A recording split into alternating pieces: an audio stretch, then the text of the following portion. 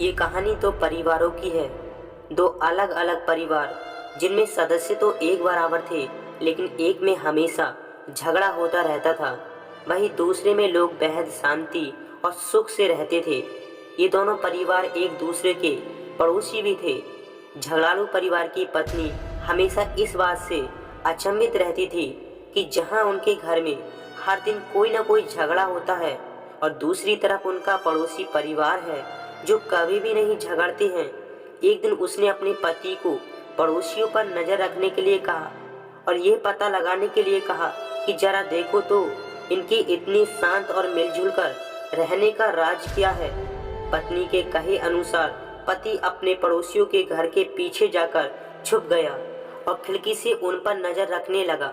खिड़की से झांक कर देखा तो शांत परिवार की पत्नी फर्श पर पोंछा मार रही थी।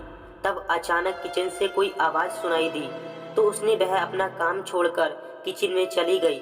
उसी दौरान उसका पति उसी जगह पर आया जहां वो पोंछा मार रही थी। बाल्टी से पैर टकराने के कारण वह गिर गया।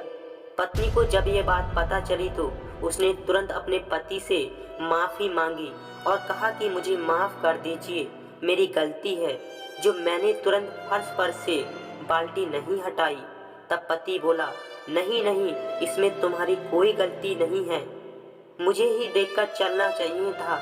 ये घटना देखकर उनकी खिड़की से झांक रहा झगड़ालू परिवार का पति सारी बात समझ गया। वह अपने घर लौट गया। जब उसकी पत्नी ने पूछा कि तुम्हें पता चला क्या राज है, तब वह बोला, हाँ मुझे पता चला। हमारे और उनके परिवार में सिर्फ इतनी सी बात का फ़र्क है, जहाँ हम लोग हर छोटी मोटी गलती के लिए एक दूसरे से झगड़ते रहते हैं, एक दूसरे को जिम्मेदार ठहराते रहते हैं, लेकिन उनके परिवार वाले हर गलती की जिम्मेदारी खुद लेते हैं, माफ़ी मांगने और उस गलती को सुधारने के लिए हमेशा तैयार रहते हैं।